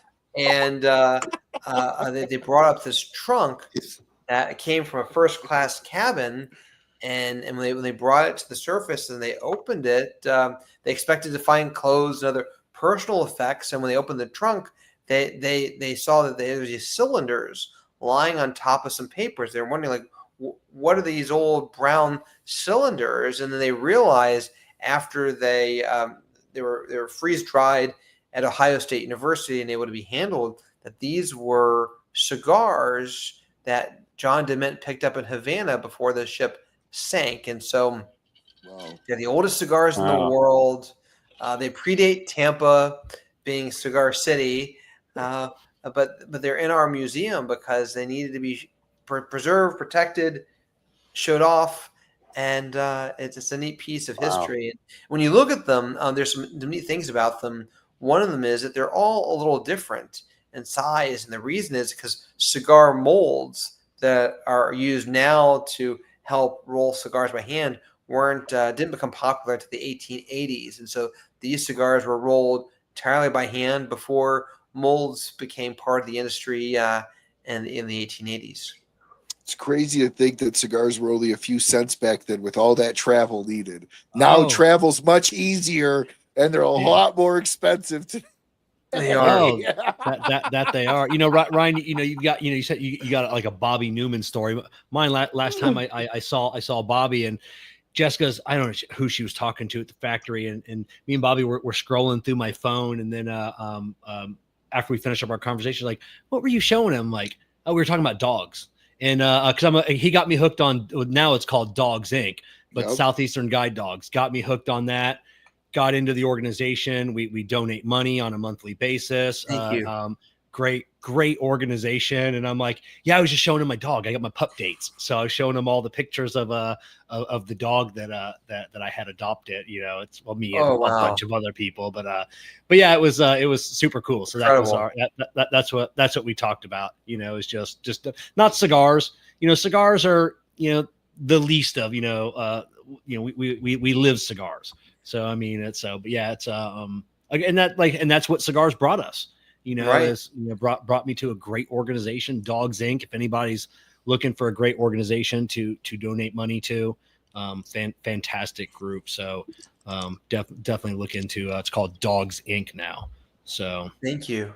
Nice. Yeah, absolutely great. You talk about Quest Array, and it wasn't until my first tour of J.C. Newman that I realized J.C. Newman made Quest Array. I remember going to the baseball games, 10 years old with my dad, and my dad smoked an occasional cigar, and like he couldn't go in there because, like I said, we were all kids at the time. And I just remember, going into Raymond James, games, several times a month, and seeing Quest Array and not having any idea what Quest Array was. And then, visiting the factory, I'm like, oh, that's the place I used to see all the time, going into the baseball games. And now as an adult, I'm like, damn it. Why isn't that still a thing? It's like, I'd love to go, love to go up there. So that'd be great. Well, it's the same thing as, was it Paulie on KMA was talking about, somebody gave him I had no idea this was a thing, a Disney World band from one of their cigars. Most people wouldn't realize that Disney had a pretty extensive cigar lounge in what is the free section of Disney? I don't know what it's called. It's it used to be Disney Village, and now it has a different name. Yeah. But before that, and in the Magic Kingdom on Main Street, USA, right in the heart of the Magic Kingdom, as you walk in, there used to be a cigar store. I remember being a kid, we would do events there inside the Magic Kingdom where we'd bring a cigar roller, and they'd have the barbershop quartet, and we'd be rolling cigars. And because it was a part of Americana, and cigars used to be sold all throughout Walt Disney World. Now Perla Del Mar and Disney, if they had it, would probably be about $100. Just because it's so maybe that's why they got rid of it, because they had to charge so much just to keep them around. I mean, Disney's ridiculous. There was a guy that just posted my $10,000 vacation to Disney for a family of 4. Like it was nuts. That's it. But people, if you want to see a hockey game, you can. I was fortunate enough to catch my very first hockey game a couple of months ago, and I got, they have the J.C. Newman Lounge in the hockey arena. That's where right. You can smoke cigars. Shit. Are you serious? You can watch hockey, smoke cigars, and it was and our good buddy Craig Vanderslice came with me, and he said it was the most magical game, because like I said, we got to smoke J.C. Newman cigars, watching hockey. It like went into overtime, then they had like this playoff and sudden death and this and that. And, after the game, he goes, do you have any called a idea? shootout, Kevin. Yeah, Not a playoff. shootout. It's called a shootout. And I'm still angry that your first hockey game, your first hockey event you went to was there, and it was the Flyers playing, because I'm a Flyers fan, and it went to a shootout. You had the rarest of rare of rare. That's what you and Craig said. Like you couldn't have asked for a better first time experience. Stanley Cup Finals, the only thing that could have made it better. That's it. That's it. So anybody's in Tampa, you can go to a hockey game. They have the Diamond Crown Lounge there. So yeah, definitely smoke a cigar, have some beverages, watch a hockey game. It's the only way. I can't go back now. Like I can't sit with the regular people anymore and ever go see a hockey game. The pictures you sent, I was so happy for you, and I hated you all at the same time. Yeah. Now I have a question about that, because you take my state of Colorado. They're going to outlaw smoking outside at some point, I'm sure, right? Because that's just how it is. How does J.C. Newman? Did you fight that to be able to be like, no, we're going to keep a lounge and we're going to fight for this lounge, or is Florida just that much easier to work with on tobacco? I hope that makes sense. Yeah. So I would say two things. One, cigars are an important home industry in the state of Florida, and a lot of people recognize that in Tampa, Miami, Key West, but also Orlando and elsewhere. And so Florida's a very cigar-friendly state, but particularly in Tampa, because the cigar industry built our city, there's a great respect, admiration for the cigar culture. And I would argue that Tampa is the most cigar-friendly place in the United States, just because of the legacy of the cigar industry and how it built our city and its economy 100 years ago. As far as our beautiful Diamond Crown Cigar Lounge at Amalie Arena, home of the Tampa Bay Lightning, in Tampa, it is the best place to watch an NHL game. Seeing the ice and being able to smoke a cigar at the same time is fantastic. And the reason why it's allowed is because it has a retail tobacco license. It is a retail cigar store. We operate it as a cigar store, just like any other cigar store. And so Florida law allows smoking inside a cigar store. Wow. That's just awesome. This is a cigar store happens to be inside the arena. Even in an airport, Miami airport, you could smoke cigars. Like it's Florida's the best for cigars. It really is. The TGI Fridays, the Miami airport, it's like the cigar lounge. All you got to do is buy a drink, and they'll let you sit there for hours. So I'd like to talk about a couple of the cigars that we got coming out, J.C. Newman, that are started shipping. Obviously, anybody signed up for the J.C. Newman newsletter, you can find that on their website. Just the other day, the cigar I was smoking, I started the show with the Julius Caesar Troublemaker. That started. Now that's not new. That came out last year, didn't it? And then this is We shared it with some of our Diamond Crown Cigar Lounges late last year, and then just did a broader nationwide release a couple days ago. Okay, so tell us about the name and then the shape behind that cigar. So the Diamond Crown Julius Caesar Troublemaker that you shared, and I'm glad you enjoyed it tonight, it's just a beautiful cigar. It's in our Diamond Crown Julius Caesar family. And what I love about the cigar is not only is the blend outstanding, but the shape is so unusual of the cigar. It's not a traditional perfecto. It's got a tapered head and tapered foot, but it's very gentle slope. And the cigar came, there you go. Thank you. The cigar came from me literally sitting in the office of Rich Dolak, our longtime vice president of operations for Arturo Fuente and J.C. Newman. And again, the way you learn the cigar business is by listening and observing and just absorbing everything. And so I've sat in his office 1,000 times just trying to learn as much as I can. And hanging right above Rich's head behind him when he sits at his desk is this vintage cigar poster that has a very unusual cigar shape. And every time Rich gets a call or is distracted and I'm sitting there, I just stare up looking at it. And one day about 3 years ago, I said, Rich, look at that cigar, look at that shape. Wouldn't that be a fun shape to make? And he said, yeah, that's really cool. It's an old shape. No one makes it anymore. Let's try to do that. But the challenge with making a cigar is that you need molds, and it's very easy to have a traditional straight cigar that is different lengths, different reed gauges. That's pretty standard. And even perfectos, there's a lot of perfecto molds, but with a cigar that hasn't been rolled in decades, if not longer, you have to create molds from scratch.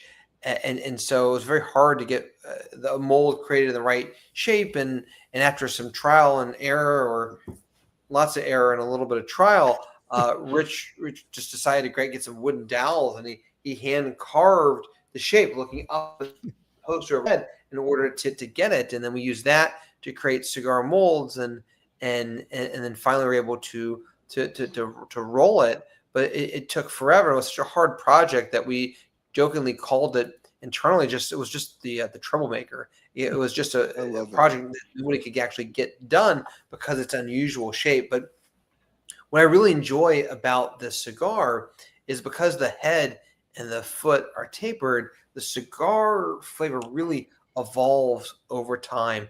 It has a classic Diamond Crown Julius Caesar blend, a rich, hearty, sort of medium body plus blend, but because the flavors start very narrow and then expands out, the flavors just really evolve during the lifespan of the cigar. And it's just a unique shape, fits great in your mouth, and it's a lot of fun, and it was a lot of hard work trying to make this single new Vitola. And so happy you enjoyed it tonight, Kevin. Great cigar. It smokes so differently. It's kind of hard to describe how it smokes. It smokes cooler. I don't know if that makes sense to a lot of people. Yeah. But it just smokes cooler than a normal cigar. It doesn't get as hot, and it's just something to do with that size, that shape. But yeah, absolutely. I'll have to try to find a few. Now, yeah, Kevin, and I think they just started shipping though, right, Drew? I'm sorry, Kerr. Exactly. Yeah. Right. Now I see some of the other brands you wanted to bring up, but I did want to bring this up because I've been waiting for this moment because of going down to PCA. It was my first PCA that I attended, and Kevin and I had a great time, and there was a special moment for me. And one of the things being in your area that I thought was really cool was, and I didn't realize it was going to be like probably the last couple texts I was going to be able to share with my dad, who's a baseball fan, is the Tampa Bay Smokers and the home run, the plate humidor. That was so freaking beautiful. The history behind it, and I sent pictures to my dad, and he was like, fell in love with it, and he's like, I'd love to have one of them for the auction at the bazaar. Can you get one? I'm like, I don't think they're gonna just we're not gonna have one for the summer bazaar, Dad. But he and I text back and forth for the longest time about how it was made, and I was sending him pictures of the home plate humidor, and my dad and I we shared a lot of great moments over cigars. And it was really cool that, that was really one of the last conversations I had with him about cigars, was about that brand, that particular humidor, and the history behind that cigar. Thank you. Well, thank you for sharing that. I'm so glad that you and your dad were able to sort of share the bond of cigars and also share it over at Tampa Smokers. Again, Tampa is Cigar City, and if your family's been in Tampa for more than a few generations, your ancestors rolled cigars, or they made cigar boxes, or printed cigar labels, or cooked lunches to cigar workers. And we hear these stories all the time. People come in the factory and said, my grandmother did this, my grandfather did that, all connected to cigars. So, of course, 100 years ago, the first professional sports team in Tampa was called the Tampa Smokers. And it's hard to believe now, because but back then, 100 years ago, the jersey had smokers on the front with a cigar that was lit on the jersey. That was the team, and that was how they appeared to be. And so it was a famous professional baseball team, produced a bunch of major leaguers, at least one person who ended up in the Hall of Fame.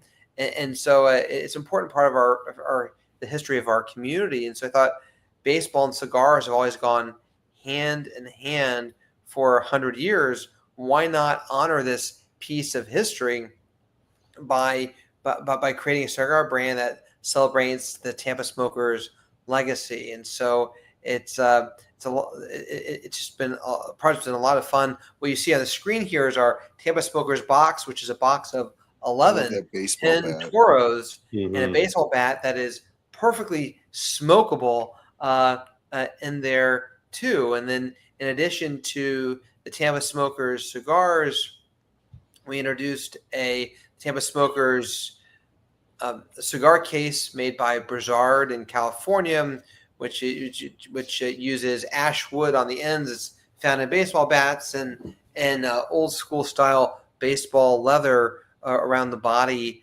of the cigar case. And then the Home Run Humidor is a limited edition line of 50 cigar humidors that was made from game used professional baseball bats that were cut down, sliced, and it's in the shape of a home plate. And so very unique, very interesting, and it's just a piece of history that shows the connection of baseball and cigars, particularly in the cigar state of Tampa, that goes back 100 years. See, go ahead. Oh no, go ahead. I would say one of the cool things I love about that box, that is a box you buy two of. That is a box you buy one if you have a nice lit humidor to have the lid open that you just never touch. And then you buy one to smoke. That is a presentation, but you guys really, really, no pun intended, knocked it out of the park with that one. Thank you. When does that ship? It shipped. They're all out for now, and we'll do another release in the fall for hopefully when the Tampa Bay Rays go to the playoffs. But they've got a long uphill battle to get there at this point in the season. Yeah. Now I don't know among retailers that were at the PCA, but I know amongst media that was probably the single most talked about cigar, and it was just because of the design. It was the band. Mm-hmm. It was just the presentation, the box, but everybody kept talking about the band. You know, it's like, did you see that band? Did you see that classic design? You know, that was just an unbelievable, like I said, presentation, but band. I can't wait to find some and to smoke them. I haven't smoked any yet. So, but yeah, absolutely. Very straightforward, just classic straightforward. It's like when you saw that, it takes you back, it really does. It's one of those things that, you feel like you're sitting in you get a chance to smoke with them. You're going to sit down in a wooden bleacher and just watch a baseball game the way it was supposed to be meant to watch. Exactly. And I love that you didn't make everyone look like a bat. You made the one look like a bat because I've seen how they're made. Excuse not to touch it, right? I saw how they're made. You can't make that many. So exactly. Well, I'm waiting for Smokin' to get them, and I intend on buying a box myself. Yeah, absolutely. But this isn't your first foray into like a special humidor either. You guys had I know Corona up in Sarasota had the NBA All-Star humidor, absolutely stunning, made from the floor. Did the same company make that the NBA All-Star one? Are being made by a Milwaukee humidor company. An amazing craftsman by the name of Jason Laguerre runs that company, and he makes beautiful humidors, and he's not afraid of hard projects. It's relatively easy to make a traditional cigar humidor. It's a rectangle. You take clean wood that's never been touched and make it into a box. It's not that hard, relatively speaking, but for this project, he not only it created it in the shape of a 5-sided home plate, which is unusual, but also I shipped him like 108 broken baseball bats. That's how we got them, by the way. They're game used because they're wooden bats, and you break them. And this team that we worked with was going to throw them out. And I was like, can you just set them aside for me? And they're like, why do you want broken bats? I said, just trust me. And so they saved them for me. And then and then Jason just carefully cut them down and used them to make these beautiful humidors. What's the oldest bat you collected for the humidor? Oh, they weren't old bats. They were from last season. Oh, okay. I wasn't sure if you found some ultra rare broken ones that you used. Nope. They were just game used baseball bats that they were going to throw out. And I said, let's do something fun with them. Okay, so Tony asks a fun question. Are you going to do something with broken hockey sticks? So because we have the Diamond Crown Cigar Lounge at Amalie Arena and Tampa, home of the Lightning, we are a sponsor of the Lightning, and I can say that the J.C. Newman is the official cigar of the Tampa Bay Lightning, which is probably the only time that a cigar has been an official anything of a major league team, but that's in our contract. And initially I was thinking it'd be great to make a hockey humidor out of hockey sticks, but I learned that hockey sticks today are made out of fiberglass. Yeah, it's all graphite. That's a hard product to work with. They aren't wooden like they used to be. But what we've done is we've made, I think, 4 humidors using game-used Tampa Bay Lightning hockey pucks. Jason has chopped them up and made some humidors. We haven't sold any, but what we did is a number of the executives and the head coach of the Lightning love cigars. Of course they do, because Tampa Cigar City. So we just made some humidors for them and just gave it to them, and it was fun. You could do because the glass isn't glass anymore; it's acrylic. I always do an acrylic humidor from the they got the glass has to crack eventually. And great idea. I can get some. Oh, it's a great idea. Yeah. That would be something. I like that. Yeah, the PCA 2028. Look out. 2028. Yeah. 26. Well, 3-year project. 3-year project. Yeah. No. This is Drew Newman you're talking about here. We got another sort of project for next year. We came back from the PCA and like, okay, we're on the clock. Like, let's get going on next year's stuff. And so there's always stuff in the pipeline, always stuff working.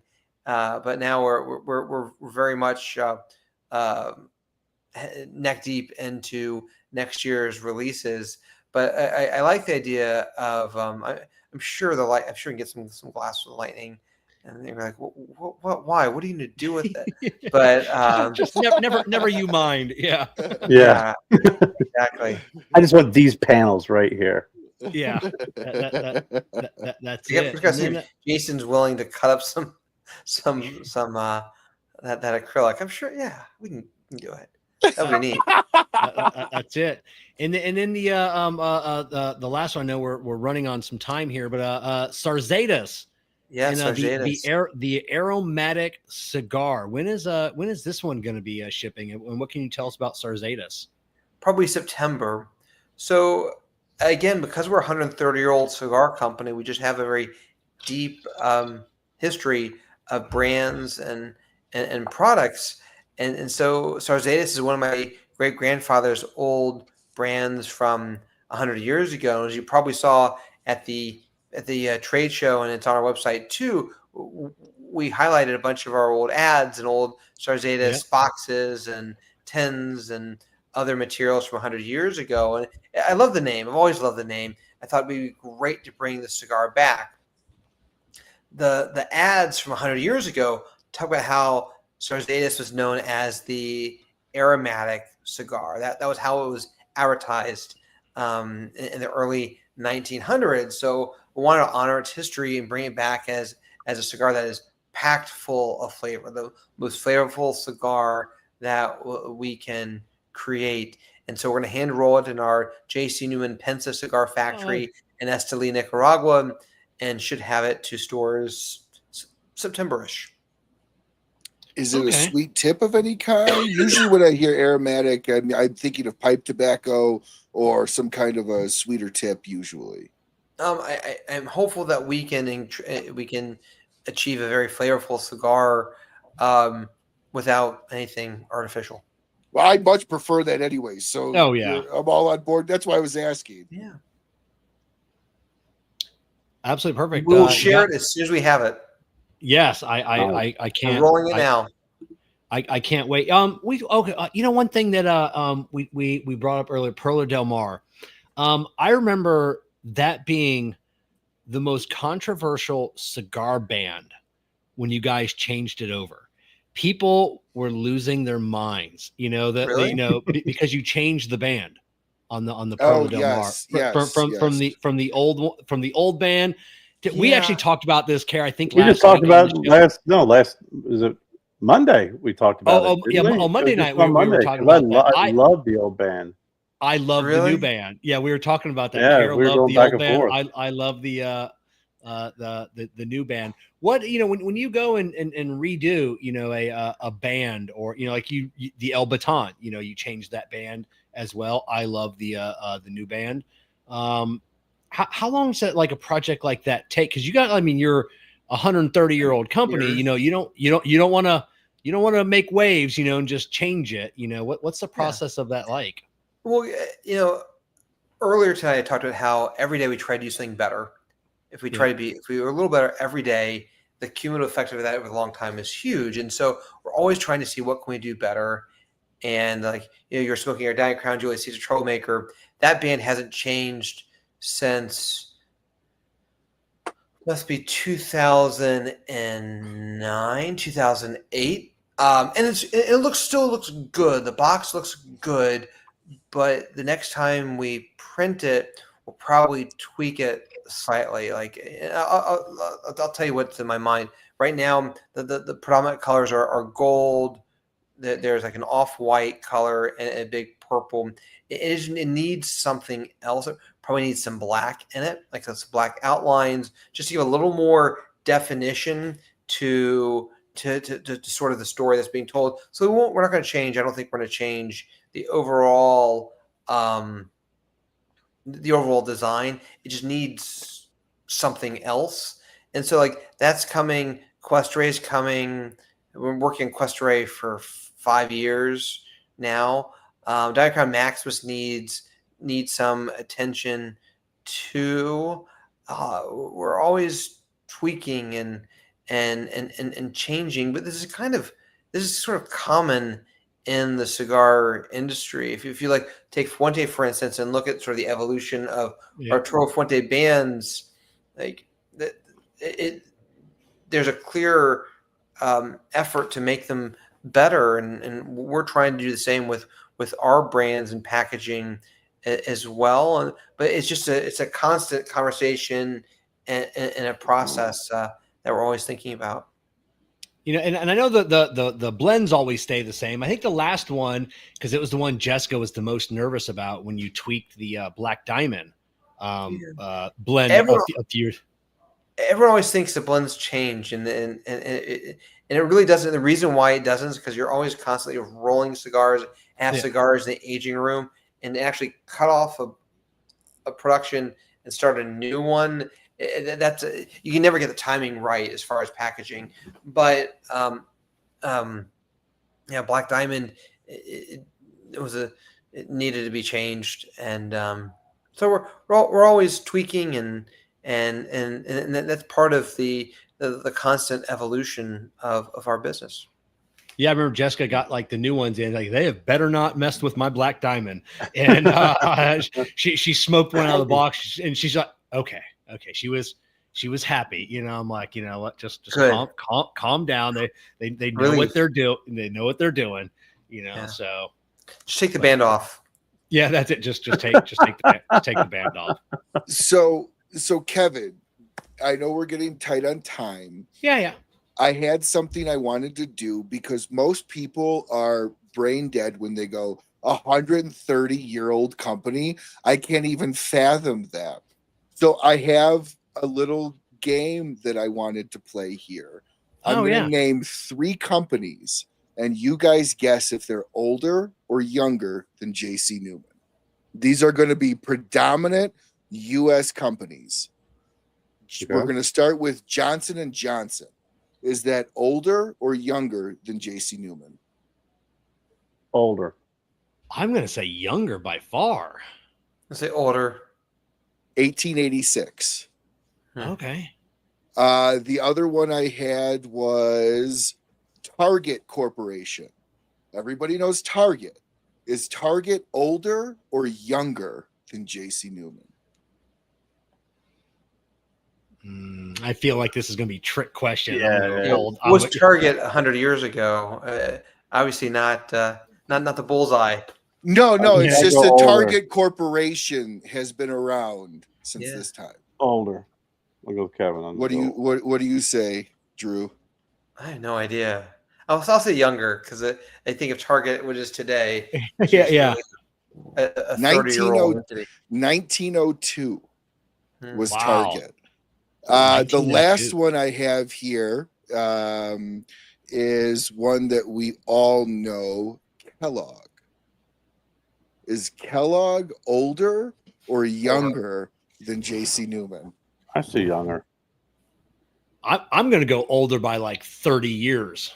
What do you say, Drew? I think older too, probably like 1870s. 1906.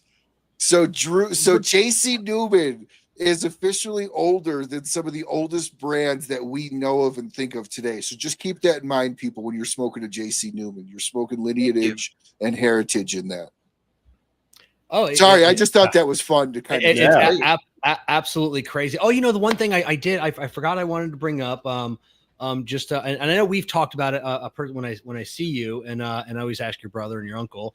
When I was going through my last J.C. Newman tour video, the outside was before the restoration, and then one small clip as my camera panned was across the street, and this was years ago. The hotel hadn't, it was just not dilapidated, but it was, essentially dilapidated.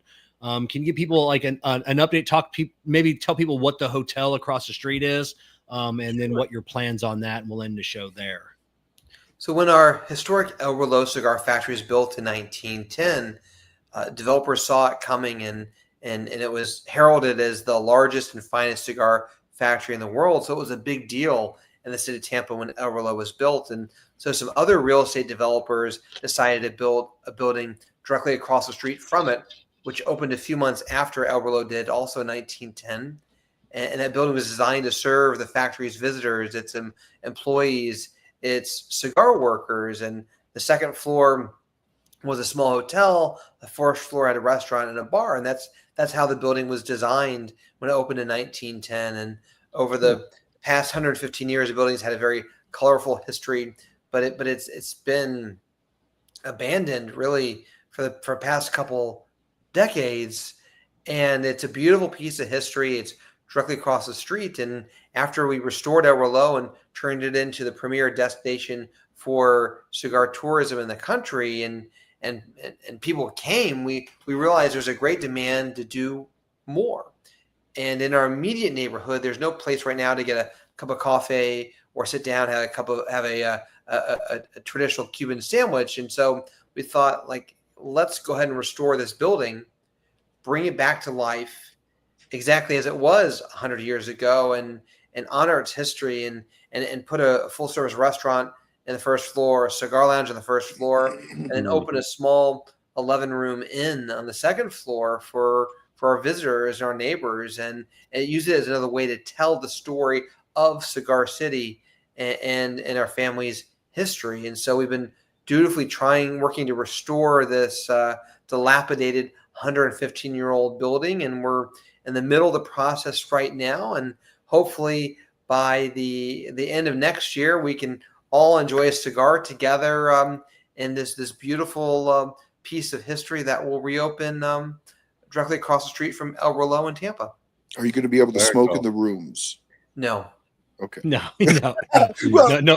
Nobody wants that. Yeah, it's a great question. I think so. On the second floor, we'll have about 11 guest rooms, but it's a 115-year-old building, and it still is going to be a 115-year-old building with it's not going to have the type of air purification system needed in order to allow for that a modern building would have. But if you need a cigar, it's directly above a cigar lounge that we can open 24/7. So just head downstairs, put your robe on, head downstairs, and light one up.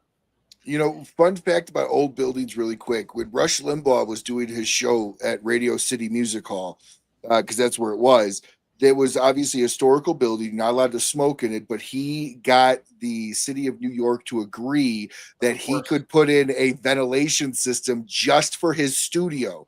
So he had the only place in Radio City Music Hall that you could remotely have, because most people don't realize his studio was also his office. Yeah.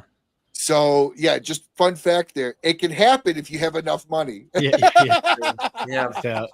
Cigar Aficionado magazine is located in a tall skyscraper in Manhattan, just very unassuming from the outside, and they have their own private cigar lounge. I think it's on like the 8th floor that has a full ventilation system in there, but you'd never know it, and that it's there. But it's I guess.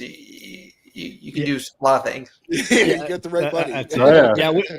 We can't wait. Jessica and I, we're definitely going to stay in the hotel. We definitely want to make it a weekend trip for us, a little getaway, and smoke cigars, and hopefully we get a room with a view so we can see the clock and just it's going to be great. We absolutely can't wait. Just another reason to come into historic Ybor City and visit the factory. And there's a little park right across the street, a bunch of benches and tables. A little fountain, you can smoke, and the Columbia is not too far away. So definitely if you're in the Tampa area, you definitely gotta visit El Reloj. Hop online, get a factory tour. They do the rolling classes. You can actually blend your own cigar.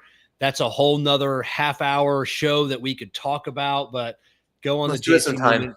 Yeah, definitely go on the J.C. Newman website. If you want to actually have your own cigar, you can actually have your own cigar made by J.C. Newman. It'll be yours. It'll be specific to you, special to you. So definitely look at the J.C. Newman website.